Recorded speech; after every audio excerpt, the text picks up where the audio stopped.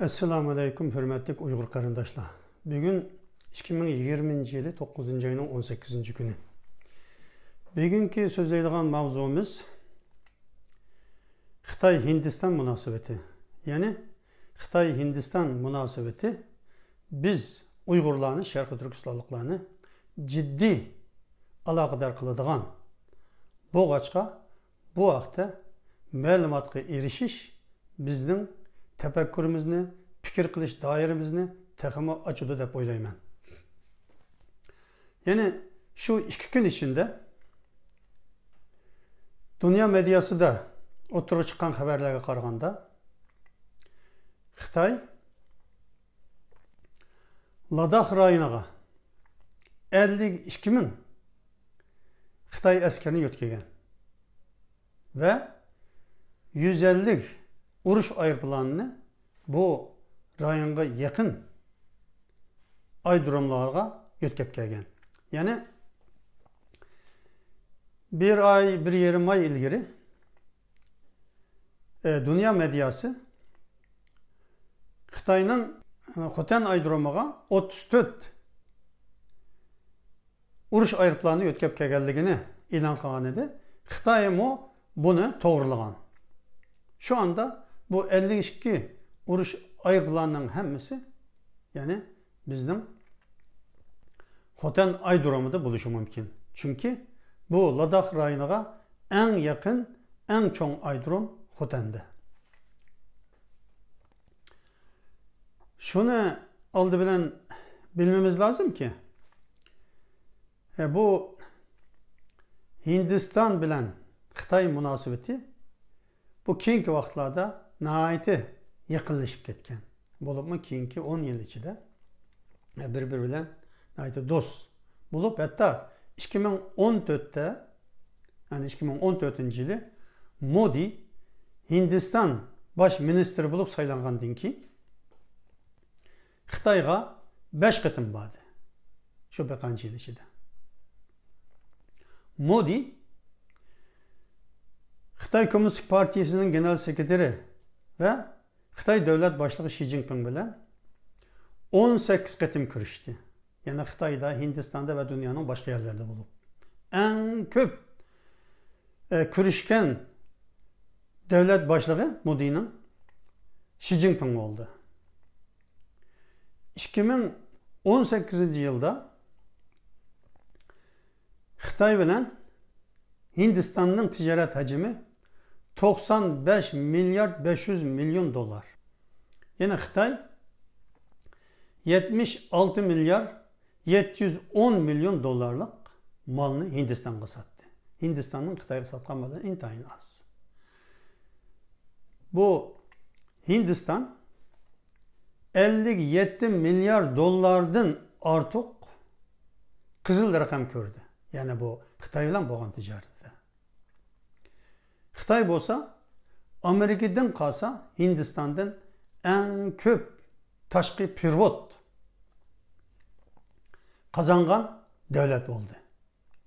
Yani Hindistan Xitay bilen boğan ticaretide köp ziyan tatışıga qaramay, kızıl rakam berişiga qaramay Xitaydan büyük ümitlerini kütkendi. Ama Xitay birden yüz örüp Hindistan'ın zimillerini asta kirip askerlerine turguzup, akıp yasap, bazı yasap işgal kılığı başladı ve 6. ayının 15. günü Hindistan'ın 20 askerini Xitayla tokmakla bilen, miltiklan, peyneklerle urup öldürüp koydu. Onun dinkin vaziyet günden günge ciddileşiyordu. Xitay bilen bu Hindistan'ın münasebeti nihayeti yirikleşip uruş üçün Xitay mı 2. derecelik uruş halıtıga ötkenligini ilan kıldı. Hindistan mı bu çigirga şu birkaç gün içinde 10 mingden artık asker toplaganlığını ilan kıldı. Yani Ladakh bölgesine. Tehe ötken hafta Moskova'da bu Şanghay Hemkarlık Teşkilatı degan teşkilatının yığınida Hindistan'ın Tashqi ishlar ministri bilan Xitoyning tashqi ishlar ministri ko'rishdi va Hindistonning davlat mudofaa ministri bilan Xitoyning davlat mudofaa ministri texmi muhim ko'rishmalarni qildi va bu yerda ikkili taraf askarlarini kontrol qiladigan, chekinadigan, suhbat o'tkazadigan buluşup ayrıldı. Biroq Xitoy Beijingga qaytib borgandan keyin bu yerga, ya'ni Ladakh bölgesiga faqatla 52 ming kishilik askarni o'tkazib keldi. Hozir davomli askar yig'yapti chegaraga. Ammo Xitoyning yolg'onchiligi, so'zni tumaydiganligini Hindiston bugunlam emas, tarixdami yani beshidan o'tgan saboqlar bor. Yani Modi bu o'xshash eng hurmatga sazovor Hindistonda ham dunyoda hurmatga sazovor bo'lgan Nehru mu Xitoyga aldangan zamanında. Yani bu Hindiston 1947 yılı müstakil oldu. 48 yılı Pakistan bilan ayrıldı iki taraf. Nəhayət cengici dəllər bilan ayrılgan oldu.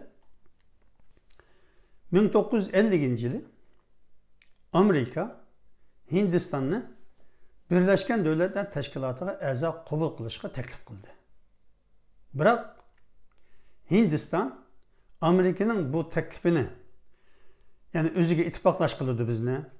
Biz bu yani NATO'ga kirishga majbur qolamiz. Biz bir taraf qolamiz deb 1950 yılı hemen Xitoy bilan diplomatik munosabat o'rnatdi ve Xitoyni bir do'st davlat olarak ko'rdi. Şunun bilan Birleşmiş Milletler Teşkilatı'na a'zo bo'lib kirolmadi. Bugun nüfusu Xitoyning nüfusu bilan teng bir cho'ng davlat. Ama şu 2019'dan beri Amerika yana Hindistan'ı Birleşmiş Milletler Teşkilatı'nın daimi a'zoligiga qabul qilishni taklif qildi. Bununla başka devletler, yani Angliya, Fransiya, Rusya, Amerika hammasi qo'shildi birdek. Birla Xitoy qat'iy qarshi turayotgachqa yana Hindiston bu Birleşken Devletler Teşkilatı'nın daimi a'zoligiga kirolmay darvozaning oldida saqlab turibdi. Yani tatqan ziyonlari bununla mı qag'ini yo'q Xitoydan. Endi Nehru zamanında Mao Zedong bilan 1939 yıldan başlap xat orqali ko'rishib do'st bo'lganligini Dalay Lama o'zining xotirotlarida yozadi. Dalay Lama'ningki bu xotiralarida yani İngilizce, Xitoychasi bor. Xitoychasi da bunu yazadi. Belki İngilizce de aynıdır. 1954 yılı Mao Zedong Nehru'nu Beijing'e teklif kıldı. Nehru 10. ayda, yani 10. ayda teklif kıldı 1954 yılı. Beijing'e bağında Beijing aydırımıdan ta bu Tiananmen meydanıga bo'lgan mushu yo'llarda 1 milyon Xitoyni, yani o'quvchi, ishchi xizmatchi, bütün Beijing aholisini to'plab gul chechaklarni planlatib yashasin Hindiston Xitoy do'stlik munosabati, yashasin Nehru degandek shuarlarni to'plab kutib oladi. Bu Nehruni qattiq ta'sirlantirdi. Beijing'de Zhou Enlai ko'rishdi, Mao Zedong bir qancha qitim ko'rishdi. Yani 4 qitim ko'rishganligini yozadi. Buningda Zhou Enlaining ko'rishgan vaqtlarida uning yanida Dalay Lama, Benchan bular o'ltirdi o resimde. Yani hatta Dalay Lama'nı ekilib, yani Nehru bilan o yerde birga ko'rishib biz bu Tibetliklarga o'shundoq oliy avtonomiya berib kelyapmiz, Tibetni ishg'ol qilmayapmiz bular bilan yaxshi o'tyapmiz demek uchun Jo'llay ularni burunla Beijingga akilib, Nehru bilan birga o'tirib suhbat qiladi. Onundan keyin bu Nehru Mısır'ın Cumhurbaşkanı Nasir ve Yugoslavya'nın Cumhurbaşkanı Tito ile beraber yani bu bağlantısız yani ittifak tüzmegen devletle de bu hem NATO'ga hem Varşova paktıga harbiy şu teşkilatlarga kirmeydigan turduğun bir üçüncü dünya ellerini meydana çıkardı. Yani bunun da Xitay bilen mi hemkarlaşıdı. Yani Nehru 54 yılı Beijing'e bağında 5 prensip ne mukumdaydı yani devletlerin içki işe arlaşmaslık ondak bundak dayıdan şunda Xitaylar sözler bilgen 5 prensip aslında Nehru otur koygan prensip. Kim bu Jo'llay bilen imzalaşıp bunu dünyaya ilan kıldı. Şunun bilen bu Nehru Xitayda naiti büyük hürmet kazangan bir kişi oldu. Yani Hindistan'ın bir baş ministeri süpürdediler emez. Dünyada meşhur bir siyasetçi süpürdedi. Xitay'dan naiti hürmet kısıda ve birisi buldu. Şimdi 1956 yılı Dalai Lama bu Buddha'nın tuğulğallığının 2500. Yılı hatırı münasebetiyle Hindistan'da düzenlengen yani orlaştırılan büyük bir murasimga katılış için Hindistan'a geldi. Yani Buddha dinini icat kılıcı adamın ismi. Bu vaxtıda Dalai Lama Nehru ile köp katım söhbetleşiyordu. İçki sırlarını anlatıyordu. Bu söhbetlerini Dalai Lama özünün hatırası da naiti tepsili yazıyordu. Dalai Lama şu vaxtıda Nehru'ya deydi. Xitaylarning niyeti yaman. Jo'llay külüp to'g'an bilan sizga do'st ko'ringan bilan ichi zahar bilan to'lgan odam. Naiti kuchli millatchi. Mavzudek undaq ahmoq emas. Men burunroq o'sha Hindistonga kelmak istadim. Men ketmay mana shu yerda qolsam deydi. Çünkü Xitaylar bana suikast kıldı. Baribir Tibetni besip oldu. Şuna Tibet'nin davasını kılış için ben bu yerde tutsam belki Xitay'nın Tibetni besip oluşu biraz arkaga sürülüş mümkün ihtiyat kılıp deydi. Ama Nehru sen qaytıp ket. Bu Xitaylar mavzumni yaxshi bilaman, benim konu dostum. Jo'llay bolsa mening samimiy işengen dostum. Sen ondan gumanxorlik qilma, ket. Eğer bir iş olsa yine biz seni qo'llaymiz. Deb Dalai Lama'ni ketkizib o'tadi. Sir bu ikkilarning orasida qoladi. Yani Dalai Lama özünün şu hatırasida bularni tafsili yazdı. 59 yılga kelganda Xitaylar hakikaten besip girdi. Yani bunun işareti zaten 1956 yılı başlangan Çigirga asker turguzumuzda Xitaylar armiyasını Çigirlağa hatta Lasalarga yerleştirip 56 yıldan başlap Dalai Lama'nın partizanları, askerleri bu Xitaylar bilen partizanlık uruş kılgalı başlagan. Şunu Dalai Lama hatırcam emezdi. 59 yılı bu 100.000 kişilik Tibet halkı Dalai Lama ile beraber Hindistan'a sefer kıldı. Yani tağdaki mal vakkan bütün bu Tibetlik çobanlar vay Dalai Lama Hindistan'a menaptı dese ulan biz memamız de ballarını elip balacakısıyla şundan kışta soğukta tağlarda sizler bağımsanlar mı buludu bağmanlar diyen gibi unumay yok. Dalay Lama ölse biz ölümüz, tirilse biz tirilimiz, bilmemiz deb. O'shanda nurg'un odam yo'lda qirilib ketib, Hindistonga ulaşgan adam 100 ming atrofida.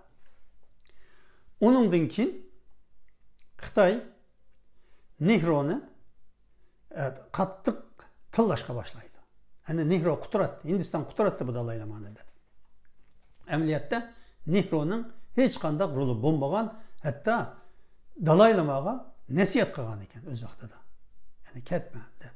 Ammo chiqqandan keyin maxsus telegram yo'latib Dalay Lamaga sizni va sizdan birga chiqqan bütün ko'chman tibetliklarni qarshi olamiz va eng yaxshi sizga o'rlashtiramiz, sizga salomatlik tilayman deb telegram yo'latdi Dalay Lamaga.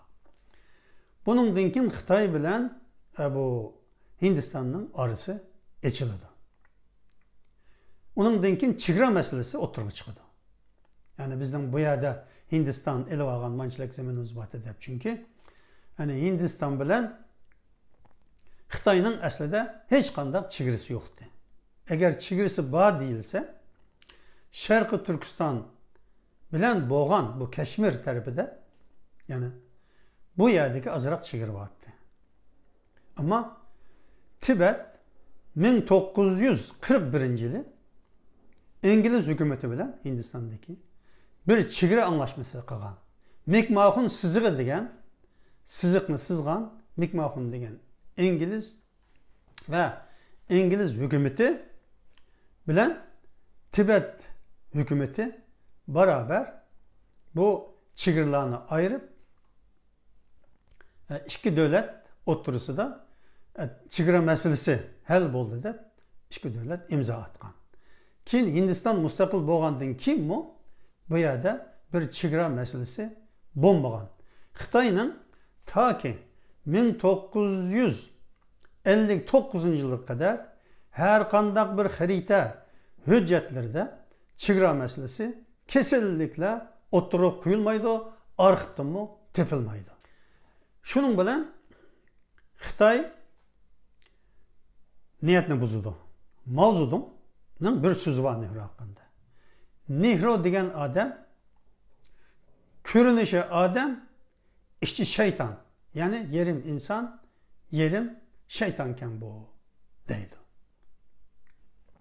Ben girin, ben guy deydi. Nehru'na. Bu mu Dalay Lama'nın şu hatıratlarda yazılı. 1962 yılı 10. ayının 20. günü Xitoy 6 diviziya 80 bin kişilik armiyi bilen G'arb ve Şarq taraftan birden Hindiston chegarasiga hujum qilib Hindistonning ichki tarafiga 20 kilometr ichkilab kirib ketdi. Hindistonning 3770 askerini o'ldirdi ve 4000 askerini esirge aldı. Yani o zamanda 1962 yılı biz mi kögen şu bizim Xotan'dan Qarqashqa maşinalardan Hindistan'ın esir düşkən askerlerini ekegen. Ben öz gözüm bilen kögen bu esir düşkən askerlerini şu kışın soğuklarında. Xitoyning 670 askeri öldürdü. Ama bir ay uruş qilib 20 kilometr ichkilab kirib Hindistonning ichiga. Birden 11. ayının 21. günü Xitoylar tamamen çekinip burunqi yeriga kelib turib oldi. Yani 20 kilometr arqaga çekinip asildagi yerga kelib oldi Xitoy askarlari. Onundan keyin Hindistondan esirge olgan 4000 asker ve nimalarni komandirlarning hepsini qaytirib berdi. Hatta olca olgan maşinlarni, askeri maşinlarni, miltiqlarini, avtomatlarini, zambiraklarni hammasini yağlab, yep-yeni qilib qutilarga qo'yib, ashunda qaytirib berdi. Buni dünya hayran qaldi. Bu Xitoylar qanday ish, bu dunyoda bo'lmagan bir ish. ya bir devletke hücum kılıp kirip bir toprakni eb bulup yani özlüğünden ürküp bu kaçıp ketken kandak ya de. Bunun bir seri var. Yani Xitaylarning intayin yiliger aldamçı bir pres bo'lganligini şu misallar bilan sizlarga anlatıp koyayım. Yani 1962 yılı 10. ayının 14. günü Amerika casus aeroplanları Sovyet İttifakı'nın Kuba'da bir bomba, yadroluk bomba atıdığan bomba atkuçu kuralını yerleştiriyotganligini bilip kaldı. Şunun bilen Amerika derhal bu Sovyetler İttifakı'nın deniz okyanlarda Kuba'ya karab kevatkan bütün paraxutlarını koruşup aldı ve ambargo koydu. Yani eğer arkanga kaytmasan Kuba'daki bu Kur'an'ı söküp ketmesen bütün denizdeki kevatkan paraxutlarını ve başka taraflara kevatkan tüm paraxutlarını çökürmüzde. Şundan bu kriz günden günge evç alıdı. Moskova'da bu Xruşov birdemideydi. Amerika birdemideydi. Bu şundan bu dünyada atom uruşu buluş ihtimali kesin degen bir kanaat meydan kıldı. Del muşu çağda yani Sovyet bilen Amerika tutuşuduğun muşu küllerde biz Hindistan'ın bütün tağlık Himalaya bölgelerini hatta Nepal'ını öz içine alan hatta Bhutan'ını meşalenin hemmini biz çigirimizde ketip alamayız. De bu kriz Amerika Sovyet İttifakı arasındaki kriz yani oturuğa çıkıp 6 günden kin yani 10. ayının 20. günü 10 mimizlik hücum başlaydı ve 20 kilometre iskirlep kirip bulundu. Ama Sovyet bilen Amerika'nınki krizi bu Xitay oylagandek uruşka aylanmaydı. Amerika'mı derhal Türkiye'ye, İtalya'ya bu atom bombası yotkap gelip uğurlaştırdı. Bu Ruslarını katı korktu dedi. Yani korktu da. Şunun bilen anlaşma kılıp Ruslar bu Kuba'daki atom bombası ve onu atkuçu kurallarını tamamen tutup bombagan yani kuraştırıp bombagan kurallarını söküp ep getiş. Ama Amerika'nın Kuba'nı besi olmazlık şartı bilen kilişim imzalaydı. Bunundan Xitay kattık çocuk gidiyordu. Çünkü Sovyet İttifakı hemen kilişimini imzalagandan kıyla Hindistan'a atom bombasını öz içine alan bütün kurallar bilen sizlerge yardım kılımız. De bu Hindistan'a bir yani özünün yardımını tuşuğulu başlaydı. Şunu olan bile yani 11. ayının 9. günü uruş devam kıvatıdı. Xitaylar Hindistan çigirisi içine kirip 20 kilometre ilgirlep boğan muşu mezgilde yani 11. ayının 9. günü Nehru Amerika'nın Yeni Delhi'deki baş elçisi bilen görüşüdü. Onun dinkin 14. günü Tibet alahide hareket armisi kuruldu. Bu yerde Amerika bilen Kürüşken'den kin otura çıkdı. Şununla bile Nehru Amerika'dan bombardımançı uruş ayrıklarını isteydi. Amerika tehi mahfi cevap vergen bolsa mu aşkarı dünyada tehi ilan kılmagan bir şaraitte Xitay hem Amerika'dan hem Sovyet İttifakı'ndan korkup gidip askerlerini derhal çekindirip çıkıp gidiyordu. Şuna bilen bu uruş yani 62. yılki Hindistan Xitoy orasidagi urush hech kim hech bir natijaga erishmagan holda oyoqlashadi. Şu anda Hindiston bilan Xitoy orasidagi urush texmi ulg'ayib, bu büyük bir urushga, hatta atom urushiga aylanib ketish ehtimoli bor. Nima uchun? Texi o'tgan hafta bu Xitoyning Xanchuoba, ya'ni Global Times'ninki baş muharriri Hu Xijin, yani bu Hu Xijin degan Xitoy Kommunistik Partisining Xi Jinpingning zuani bu. O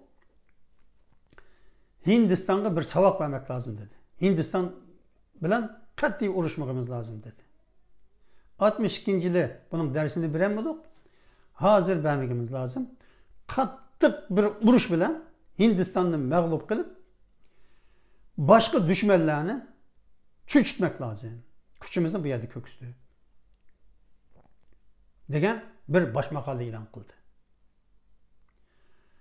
Bu Xitoyning hani Hindiston bilan urushib Amerikaga, Yaponiyaga va boshqa Ruslarga ko'z dag'alamak istagan bo'lishi mumkin. Ammo Hindistonni en ko'p qurol bilan ta'minlagan davlat Rossiya.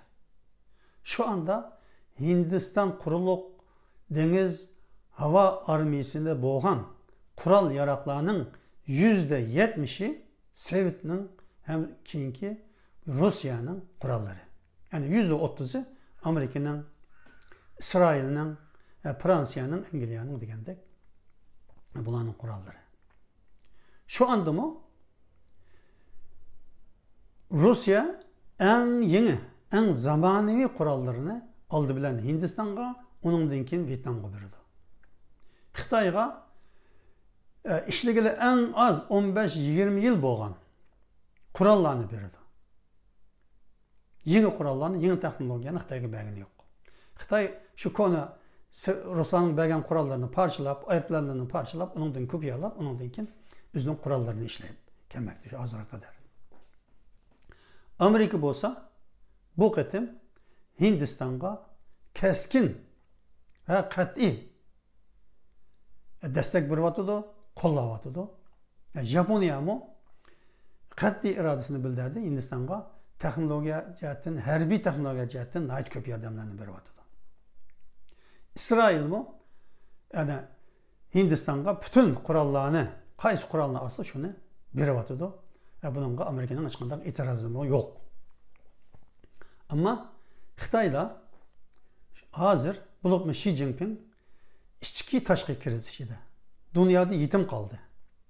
Hammasini dushman qildi, bütün davlatlarni. Tehdit saldı ben kuchaydim deb. İchki jihatda Uyg'urlar ustidan bir milliy qirg'inchilik yurgizyapti. Bu mu dunyoni qattiq cho'chitadigan bir ish. Tibetliklarni bu qirg'in qildi, büyük bir qirg'inchilikqa hozirlanyapti. Mo'ng'ullarning ana tilini evilib, yo'qitib, uningga qarshi chiqqan Mo'ng'ullarni, namoyish qilgan Mo'ng'ullarni qattiq bostiryapti. Muşu bastırış jarayonida Xitoyning tashqi ishlar ministri Wang Yi Mong'oliyaga ketdi, Ulan-Batorga ketdi ve 1 milyar naqd pul olib Mo'ng'ullarninki ko'nglini oldi ve Mo'ng'ullardan 3 milyon ton kömür oladiganligini, taş kömür. Yani, onun da kontrat imzalab bu yenib kelishi bilan Mong'oliyaninki tashqi ishlar ministri Moskvaga uçtu. Yani o xo'jayindan siz biz shunday qilib qoldik, siz nima deysiz dedi. Ammo Mong'oliya bu ichki Mong'oldagi mush qirilayotgan hozir tutilayotgan o'zining Mong'ollarini ahvoli to'g'risida oshkora Mong'oliya davlati hech nima demagan bo'lsa-mu, qancha yuz Mong'ol namoyish qildi Xitoyga qarshi. Bu yerda Mong'ollar kuyayotgan bir sharoitda tashqi Mong'oliyaning jim turishi mumkin emas. Tashqi Mong'ol jim turmasa, Rossiyaning bu jim turishi mumkin emas. Endi Xitoy bir yer bilan urushib, ichki tashqi krizdan shu urushga kirib ketib, urushni bana qilib turib, xalqni susturib, gap qo'zmay, ichidimi qattiq bostirish elib berib, bu urushni davom etmek, yani 1 milyar 400 milyon Xitoyni bu urushning ichiga so'qib o'tish niyatiga kelyapti. Yani biz dunyoninki yaqinqi tarixidan qarasaqmi, ikkinchi dunyo urushi mu, birinchi dunyo urushi mu krizdan portlagan. Yani birinchi dunyo urushini bu Germanlar boshlatgan, krizdan chiqolmay. Chunki Germanlarninki birinchi dunyo urushida Fransiya bir qism zaminni kesib oldi, bir qism zaminni Polshaga berdi, bir qism zaminni Chexoslovakiyaga berdi. Bir qism zaminlarni obo oldi, shunday qilib Germaniyani nihoyatda qanoti quyrug'i yungdalgan to'qidek qilib qo'yg'achqa, bu Germanlar chidamay ikkinchi dunyo urushiga hazırlandı. Hakikaten ikkinchi dunyo urushi boshlanishdan burun Germaniyada ishsizlik %80%ga bo'lgan. Bir xaltada, yani çoğun bir xaltada pulunu elip, yüdüp verip bir nan alattı German halkı. Bir nanga, bir nandan mı kança verse eğir German pulunu, markını apırıp bir nan alattı. Şundak krizdi. Ama 1933 yılı gittir taxtga chiqib, urush ekonomisi degan bir ekonomiyani ijod qildi. Qurollarni ishlashga boshladi. Devamlı plat tümür tallashga başladı. Adamlarni ishga o'rlashtirdi. Markma asta inflasyonu to'xtadi. Hatta o'zining ishchilari yetishmay, boshqa ülkelerden ishchi ekilib Germaniyada ishlashga başladı. Germanlarninki turmushi tiz yükseldi, hech bo'lmasa och qolmadi. Shuning bilan bu Hitler dunyoning har yeriga Yevropada hujum qilmagan davlat qolmadi. Xitoy mı Xi Jinping mi bu tushni ko'ryapti. German tushini, yani Hitlerning şu 21. asrda Hitlerning tushini ko'ryapti. Bu kesin bir urushga kirdi. Ama bu urush Uyg'urlarni o'z ichiga olgan, o yerdagi yerli xalqlarni, yani hem Tibetliklarni, hem Uyg'urlarning büyük miktarda kırılıp ketishini, Xitoyning bu bağımlılar bilan, urush bağımlısı bilan bunlar Uyghur toplumunu tamamen kırıp taşlaydıgan, yani qarı niyetini tunup yetişimiz lazım. Şuna biz nima qilish kerak? Bugünden başlap Xitoy urushga kirse biz hayat qolmoq uchun yurtdoshilar zaten hayotda qoladi. Ularning yeydigan, neni bağa hajlaydigan puli var. Ama vatan ichidagi xalq qaysi yo'l bilan hayotda qoladi? Bunu o'ylashimiz, bununla bir yol buluşumuz lazım. Yani bugün benim Hindistan ve Xitoy arasındaki münasebetni qisqacha sizlarga tushuntirishimdagi maqsadning yanada tüp noktası öz milletimiz, Uyg'urlarning kelajagi. Bunu vatan so'ygan, milletini so'ygan, o'zini Uyg'ur degan, o vatanning ebedi qilishini, Uyg'ur milletinin yo'qolmay ebedi qilishini istagan her bir Uyg'urning quruq gaplarni qo'yib tafakkur qilish kerak. Nima qilamiz? Qanday qilganda biz ularni toplu katliamdan saqlab qola olamiz? Biz bu masalani o'ylashimiz kerak. Hozircha Allohga omonat, hammalarga salomatlik tilayman.